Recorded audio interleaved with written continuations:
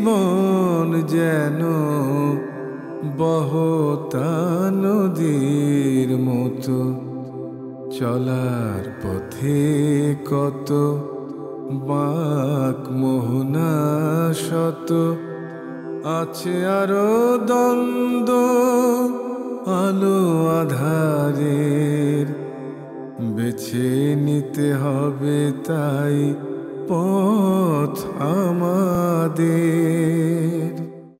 আসসালামু আলাইকুম প্রিয় দর্শক, আপনারা যারা দেশে আছেন প্রবাসে, সবাইকে জানাই অনেক অনেক প্রীতি ও শুভেচ্ছা। শুরু হলো এনটিভি আয়োজিত এবং লাভ হলো নিবেদিত টক শো আলোকপাত। আমাদের আজকের বিষয় লাইলাতুন নিসফে মিন শাবান। আপনাদের সাথে আছি আমি জয়নুল আবেদিন আজাদ।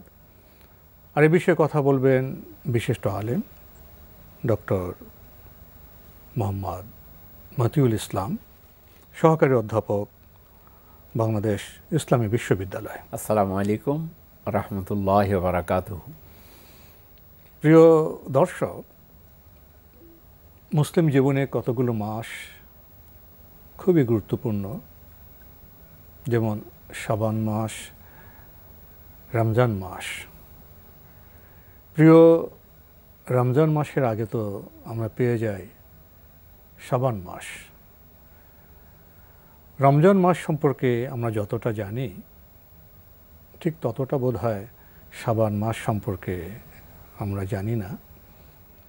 শাবান মাসে আমরা একটি শব্দের সাথে বেশি পরিচিত, সেটা হলো শবে বারাত বা ভাগ্য রজনী।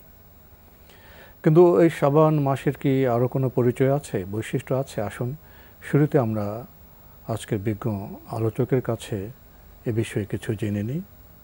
ডক্টর মোহাম্মদ মতিউল ইসলাম, আপনি কিছু বলবেন এ বিষয়ে? বিসমিল্লাহির রহমানির রহিম, আলহামদুলিল্লাহ, ওয়াসসালাতু ওয়াসসালামু আলা রাসূলিল্লাহ, বাদ। ধন্যবাদ প্রথম আপনাকে, চমৎকারভাবে আরবিতে একটা শিরোনাম দিয়ে আপনি শুরু করেছেন, লাইলাতুন নিসফে মিন শাবান। আসলে হাদিসে বাক্য এটাই এসেছে, আরবরা বললে এই বাক্যই বলে, কি করব না করব সেটা পরের কথা, আগে তো নামের পরিচয়টা জানতে হবে। শবে বারাত এই শব্দটা কিন্তু আসলে আরবিও নয়, আর এই বাক্যটা অনারব যারা আরব, অনারবদের মধ্যেও সবাই নয়, মানে এই বাক্যটা শুধু পাক ভারত উপমহাদেশে আমরা যারা উর্দু ভাষাভাষী অথবা ফার্সিতে কথা বলি তারাই এই শব্দটা, এই বাক্যটা আমরা ব্যবহার করে থাকি। মানে বিশ্ব ভূগোলের একটি বিশেষ বিশেষ অঞ্চলে। আবার দেখেন আমরা সলাৎ শব্দ ব্যবহার করি, সলাতের বিপরীত উর্দুতে নামাজ বলি, ঠিক আছে, একটাকে কাভার করে, কিন্তু লাইলাতুন নিসফে মিন শাবানকে শবে বারাত কভার করে না। দুইটার একটার সম্পূর্ণ মিনিং হলো আলাদা। লাইলাতুন নিসফে মিন শাবান হলো শাবান মাসের মধ্যম রজনী। এখন শাবান মাসের মধ্যম রজনী আরবিতে হাদিসে এটা এসেছে। আর শবে বরাত শব্দ কিন্তু মানে এভাবে আসেনি। শবে বরাত সব হলো ফার্সিতে রাত্রি, বরাত মানে ভাগ্য। তো ভাগ্য রজনী বলতে কিন্তু লাইলাতুল কদরে চলে যায় কোরআন হাদিসে। আমরা আরো পরে আলোচনা করব। আমি প্রথমে শিরোনাম দুটোর মধ্যেই পার্থক্য করে দিলাম। শাবান মাসের একটু পরিচয় দিবেন, গুরুত্ব দিবেন, বৈশিষ্ট্য কি? জি, আলহামদুলিল্লাহ, আপনি যেটা বলেছেন, আল্লাহ তাআলা কোরআনে বলছেন, ইন্না ইদ্দাতাশ শুহুরি ইনদাল্লাহি ইসনা আশারা শাহরান ফি কিতাবিল্লাহ ইয়াওমা খালাকাস সামাওয়াতি ওয়াল আরদ মিনহা আরবাতুন হুরুম। মাসের সংখ্যা আল্লাহর কাছে 12টি, যেদিন তিনি আসমান জমিন সৃষ্টি করেছেন। তো আরবি মাসও 12 মাস। আমরা আল্লাহর রহমতে এখন শাবান মাসে আছি, আর শাবান মাসটা শেষ হলেই আল্লাহর রহমতে ইনশাআল্লাহ আমরা রমজানে প্রবেশ করতেছি। আল্লাহ তৌফিক দান করেন সবাইকে রমজান মাস পাওয়ার জন্য। তো শাবান মাসের যে ফজিলত আমরা অনেকেই সম্পর্কে গাফেল। শাবান মাসের ফজিলত সম্পর্কে হযরত আয়েশা থেকে হাদিস বর্ণিত, তিনি বলেন, সর্বপ্রথম হাদিস যেটা, সেটা হচ্ছে আমরা দেখতাম রাসূল সাল্লাল্লাহু আলাইহি ওয়াসাল্লাম তিনি রোজা রাখতেন, নফল রোজা রাখতেন, মনে করতাম যে আর কখনো নফল রোজা ভাঙবেন না। শাবান মাসে উনি এতটাই নফল রোজা রাখতেন যেটা অন্য কোনো মাসে লক্ষ্য করা যেত না। এই হাদিসের অংশটা আপনি বলতেছেন। আর বললো যে আবার রোজা রাখতেন, নফল রোজা। আমরা মনে করতাম আর বোধহয় তিনি রোজা ভাঙবেন না, রোজা রাখবেনই। শ্রাবণ মাসে যত বেশি রোজা রাখা যায়, একবারে মানে আপনার যদি কেউ মনে করে 25টা রাখবে, পুরো মাস রাখবে না, যাতে করে রমজানের মতো হয়ে না যায়। অনেকে বলেন পবিত্র রমজান মাসের প্রস্তুতি হিসেবে শ্রাবণ মাসকে নেওয়া যায়। এটা একটা কথা আছে, প্রস্তুতি। আর একটা সরাসরি যেটা আছে, রাসূল সাল্লাল্লাহু আলাইহি ওয়াসাল্লামকে জিজ্ঞাসা করা হয়েছে আপনি এই মাসে এত বেশি রোজা রাখেন কেন? সহিহ হাদিস। তখন তিনি বলেছেন যে আমি এই মাসে আমল আল্লাহর কাছে উঠানো হয়, তো আমি চাই যে আমার আমলটা আল্লাহর কাছে উঠানো হোক। আমি সিয়াম অবস্থায় আমার আমলটা যেন আল্লাহর কাছে উঠানো হয়। ফলে শাবান মাসের একটা ফজিলত আমরা পেলাম। এছাড়াও শাবান মাসের ভেতরে যে সমস্ত দিন আল্লাহ রাসূল এমনি প্রতি সপ্তাহে যে নফল সিয়াম করতেন, সেগুলো করা যায়। তাছাড়া যাদের রোজা কাজা আছে, তার মধ্যে মহিলা বোনদের জন্য বিশেষভাবে বলবো, মহিলা বোনদের মধ্যে রোজা গত বছর যে রোজা কাজা হয়েছে পিরিয়ডের কারণে, নিফাসের কারণে, অন্য কোনো কারণে, অসুস্থতার কারণে, পুরুষদের মধ্যেও সেই রোজাগুলো আয়েশা রাদিয়াল্লাহু তাআলা আনহা থেকে বর্ণিত যে আমি আমার ওই রোজাগুলো শাবান মাসে কাজা করে দিতাম। তো এই জন্য যে সমস্ত বোনদের বিশেষ করে আমি বলবো আর কি, গত বছরের রোজা এখনও রাখা হয়নি, শাবান মাসটা এখন আছে আমাদের সামনে সর্বশেষ, এরপর তো আমার রোজা চলে আসতেছে, কাজা রোজাগুলো আপনার সাবানের মধ্যে রেখে ফেলবো। এই একটা ফজিলতের কথা আছে। আরেকটা ফজিলত যেটা বলতেই হয়, সেটা হচ্ছে একটা হাদিসের মধ্যে এভাবে এসেছে, রাসূলুল্লাহ সাল্লাল্লাহু আলাইহি ওয়াসাল্লাম তিনি বলেন, দুটো হাদিস আমি একটু বলবো সংক্ষেপে। একটা হলো রাসূলুল্লাহ সাল্লাল্লাহু আলাইহি ওয়াসাল্লাম তিনি বলেছেন, ইন্নাল্লাহা লা ইয়াত্তালিউ ফি লাইলাতিন নিসফি মিন শাবান। আরবি বা কথা, ফায়াগফিরু লিজামিই খালকিহি ইল্লা লিমুশরিকিন আও মুশাহিনিন। আল্লাহ তাআলা তিনি মনোনিবেশ করেন লাইলাতুন নিসফি মিন শাবানে, শাবান মাসের মধ্যম রজনীতে তার সকল সৃষ্টির প্রতি সকলকে তিনি মাফ করে দেন, তবে শুধু মুশরিককে আর হিংসুটে লোক, অথবা যার মধ্যে হিংসা জিজ্ঞাসা এই ধরনের লোক, যারা শিরক করবে এবং যারা হিংসুক তাদেরকে আল্লাহ ক্ষমা করবেন না। এটাও মানে এই মাসে একটা ফজিলত, মানে 14 শাবান দিবাগত রাত, যেটা আমরা মধ্য শাবান যেটা বলি। আরেকটা এটা হলো হাদিস, এ সম্পর্কে অধিকাংশ ওলামায়ে কেরাম বলেছেন হাদিসটা মানে এই অধ্যায়ে যত হাদিস আছে এই হাদিস হলো সবচেয়ে বেশি গ্রহণযোগ্য হাদিস। আরেকটা হাদিস আছে হযরত আম্মাজান আয়েশা রাদিয়াল্লাহু তাআলা আনহা, তিনি বলেন, আমি হাদিসটা পড়তেছি, ইন্নাল্লাহা তাবারাকা তাআলা ইয়ানজিলু লাইলাতান নিসফি মিন শাবান ইলা সামাইদ দুনিয়া ফায়াগফিরু লিআকসারি মিন আদাদি শাআরি গানামে কালবিন। আল্লাহ তাআলা লাইলাতুন নিসফি মিন শাবানের মধ্যম রজনীতে, মধ্যম রাতে, রাতের মাঝামাঝি অবস্থায় তিনি প্রথম আসমানে নেমে আসেন। এসে তিনি কী করেন, লাইলাতুন নিসফি মিন শাবান ইলা সামাইদ দুনিয়া, দুনিয়ার আকাশে আসেন।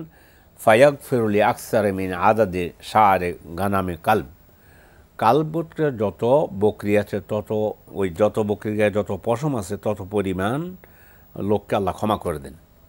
এই হাদিসটা কিন্তু কথা আছে, ইমাম বুখারী বলছেন হাদিসটা দুর্বল। ফলে দুর্বল হাদিস দিয়ে সহিহ হাদিসে আল্লাহ প্রত্যেক রজনীতে, সহিহ হাদিস যেটা বুখারীতে এসেছে, প্রত্যেক রজনীতে প্রথম আসমান 14 শাবান দিবাগত রাতে যেমন আসেন, সারা বছরের প্রতি রাতেই আসেন, রাতের শেষ তৃতীয়াংশে প্রথম আসমানে নেমে আসেন। জিজ্ঞাসা করেন কার কোনো প্রয়োজন আছে, কেউ রিজিক চাইবে কিনা, কেউ ক্ষমা চাইবে কিনা। প্রতি রাতেই আপনার রাতের শেষের দিকে আমরা আল্লাহর ইবাদত করে তাহাজ্জুদ গুজার হয়ে আল্লাহ সে করুণা, সে দয়া, আল্লাহ নেয়ামত আমরা পেতে পারি। তো এখন বিষয় হলো এই হাদিসটা যেটা বললাম, যে কালব গোত্রের যত বকরি আছে, বকরির গায়ে যত পশম আছে, তত পরিমাণ লোককে আল্লাহ ক্ষমা করে দেন। এখানে আল্লাহ ক্ষমার কথা বলা হয়েছে, কিন্তু হাদিসটা বলে দিচ্ছি, ইমাম বুখারী সহ মুহাদ্দিসিনে কেরাম বলছে এটা দুর্বল একটা হাদিস। তাহলে যে দুর্বল হাদিস হয়, তাহলে তো আমরা অন্য হাদিসের মাধ্যমে জানতে পারি যে আমাদের জন্য এই সৌভাগ্য বছরের প্রতি রাতেই তো প্রতি রাতে আসে। সেটাই হলো আসল আমাদের সহি। তো হতাশ হওয়ার কিছু নেই। না না না, হতাশার আমরা কোনো আরো কিছু অনেক নেই। রাত পেয়ে যাচ্ছি, সারা বছর পেয়ে যাচ্ছি। জি, সারা বছর প্রতিটি দিন প্রতিটি রাতে রাতে। আল্লাহ নেমে আসেন এবং এটি সহি। ফলে এই রাত তাহলে লাইলাতুন নিসফ শাবান, আবারও বলছি এই বাক্যটা আমরা রিপিট করব আমাদের জন্য, শ্রোতারা বাক্যটা মুখস্থ করে নিতে পারেন। একটা হাদিস এটা এসেছে, হাদিসটা দুর্বল, কিন্তু এখানেও কোনো আবাদতের কথা নেই, আসছে শুধু একটু আল্লাহ ক্ষমা করেন। ফজিলত সম্পর্কে এই কথাগুলো কোরআন হাদিসের মধ্যে এসেছে। মানুষের মধ্যে কিছু প্রবণতা আছে, যেমন সহজে কিছু পেতে যায়, বিশেষ দিনে বিশেষ রাতে কিছু পেতে যায়, অল্প আমলে বেশি সওয়াব পেতে চায়। একটা প্রবণতা মানুষের মধ্যে তো আছে।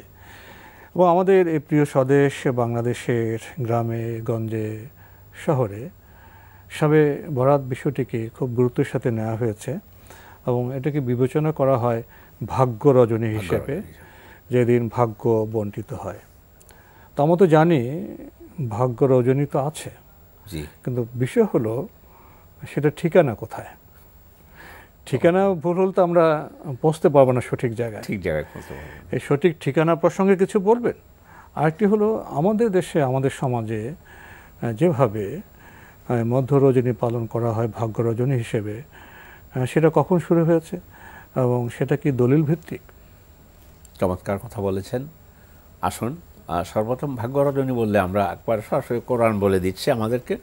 বিসমিল্লাহির রহমানির রহিম, ইন্না আনজালনাহু ফি লাইলাতুল কদর ওয়া মা আদরাকা মা লাইলাতুল কদর।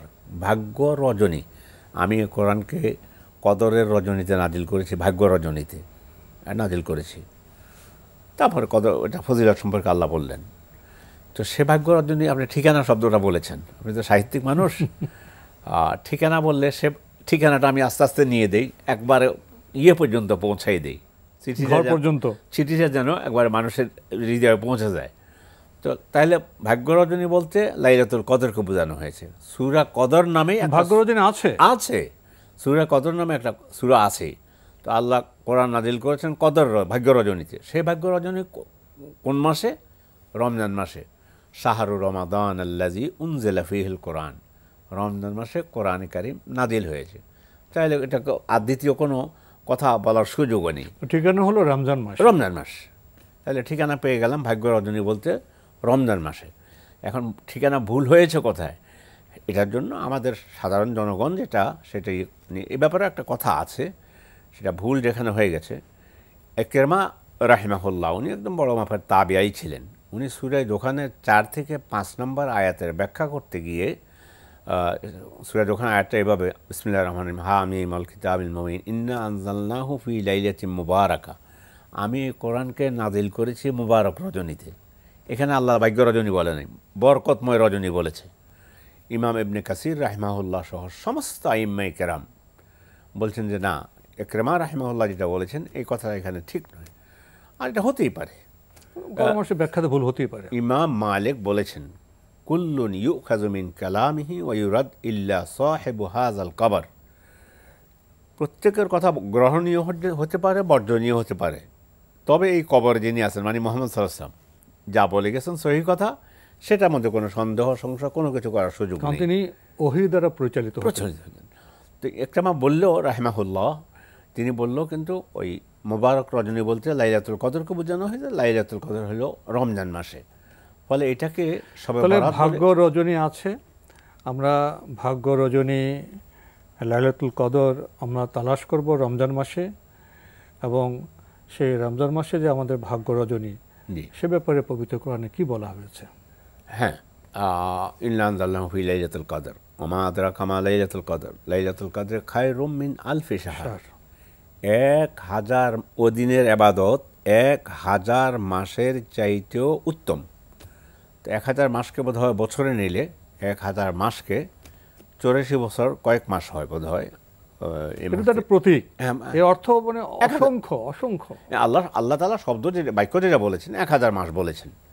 তো একটা হলো এটা, এবং সেদিন লাইলাতুল খায়রুম মিন আলফি শাহর তানাজ্জালুল মালায়েকাতু ওয়ার রূহু ফিহা বিইজনি রাব্বিহিম মিন কুল্লি আমর সালামুন হিয়া হাত্তা মাতলাইল ফজর, ফেরেশতা নাজিল হন এবং মানুষের জন্য গুরুত্বপূর্ণ সব সিদ্ধান্ত গ্রহণ করা হয় ওই রজনীতে। ওই যে সূরা দোকানে যেটা আছে ফিহা ইউফরাকু কুল্লু আমরিন হাকিম, সেটাই লাইলাতুল কদরে আল্লাহ তাআলা তিনি সিদ্ধান্ত গ্রহণ করেন এবং সিদ্ধান্ত দেন, ফাইনাল সিদ্ধান্ত গ্রহণ করেন। তো সেটা লাইলাতুল কদরকে মেইন করা হয়। আর লাইলাতুল কদর তো আমরা রমজান মাসে অন্বেষণ করব শেষ দশকের 10 দিনের বেজোর রাত্রে। তবুও নানাভাবে নানা গবেষণায় 26শে রমজান দিবগত রাত মানে 27টাকে বেশি গুরুত্ব দেওয়া হয়েছে। যদিও আমাদের শেষ দশকের প্রতি বেজোর রাত্রে আমাদের অন্বেষণ করা দরকার। প্রথম আসছে শেষ। আর রাসূল সাল্লাল্লাহু শব্দটা বলছেন কি? রাসূল এটা বলেন নাই তাহাররাও লাইলাতান নিসফি মিন শাবান, এটা বলেন নাই। রাসূল সাল্লাল্লাহু আলাইহি ওয়াসাল্লাম বলেছেন তাহাররাও লাইলাতুল কদর, লাইলাতুল কদর অনুসন্ধান করো। ফিল আশরিল আমাদের লাইলাতুল কদর অন্বেষণ করতে হবে রমজান মাসের শেষ দশকে। শেষ দশকের মধ্যে আবার বলছে ফি আইয়ামিল ওয়েতের, বেজোড় বেজোড় রাত্রির মধ্যে আবার করেছেন। 27 তারিখের কথাও গুরুত্ব সহকারে সহিহ হাদিসের মধ্যে এসেছে, 29 তারিখ কথাও আছে, 23 আমরা 21 তারিখ পাচ্ছি, 23 তারিখ পাচ্ছি, 25 27শে রমজানকে আমরা গুরুত্ব দেব। তো যারা সতর্ক তারা সব বেজোড় রাতকেই শেষ দশকের গুরুত্ব দেবেন। অবশ্যই পারলে রমজান যেহেতু সহিহ হাদিসে এসেছে শেষ 10 দিন অনুসন্ধান করার জন্য।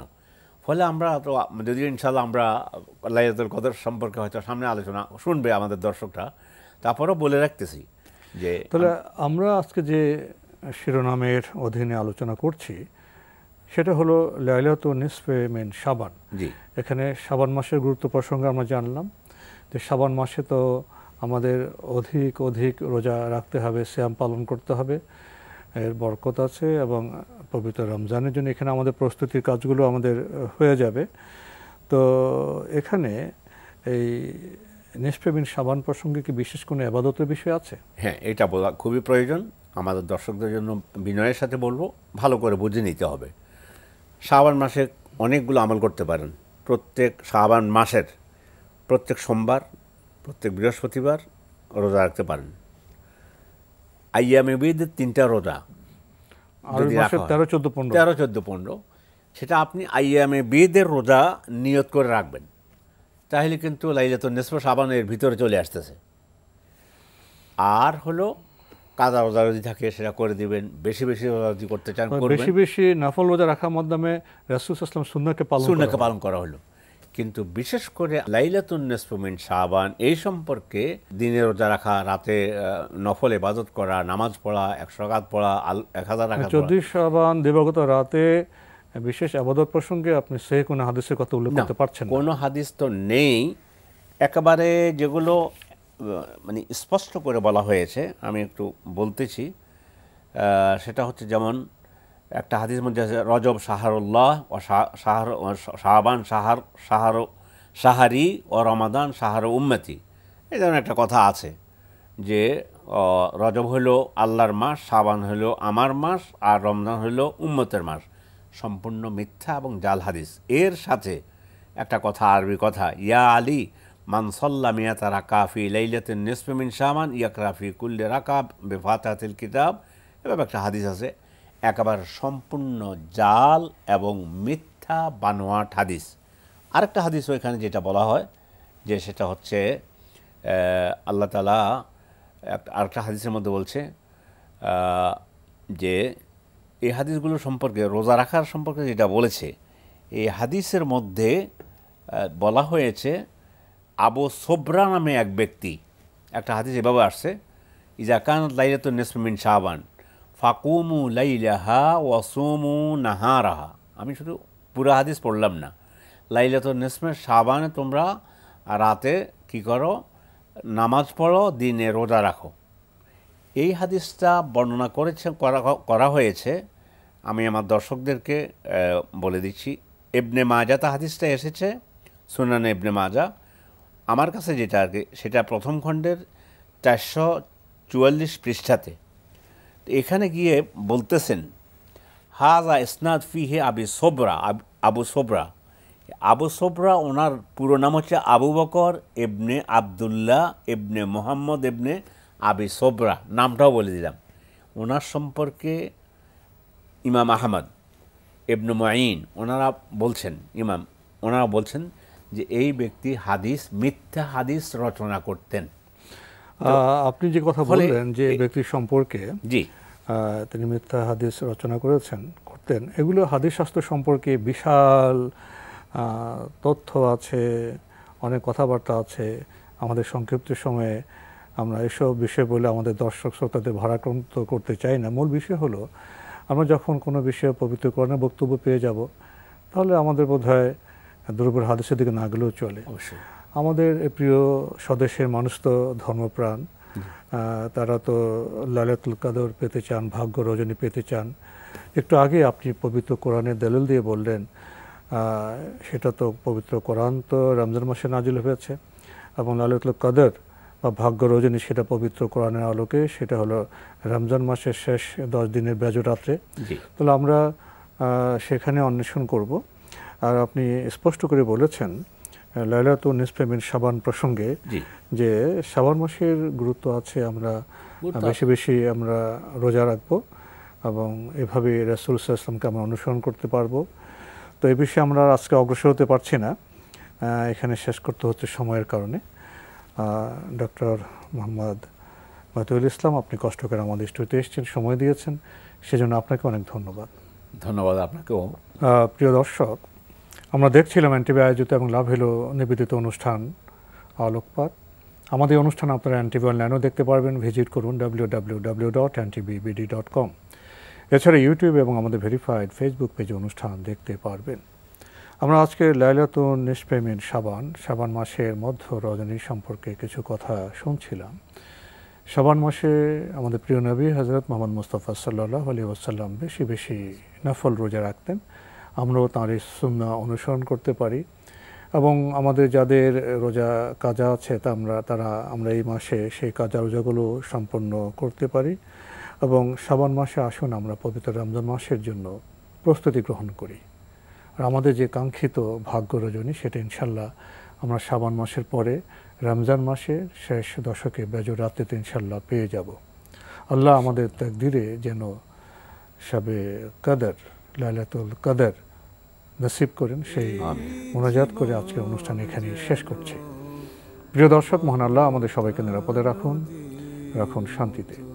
আসসালামু আলাইকুম। চলার পথে কত বাঁক মোহনা শত, আছে আরো দ্বন্দ্ব আলো আধারের, বেছে নিতে হবে তাই পথ আমাদের।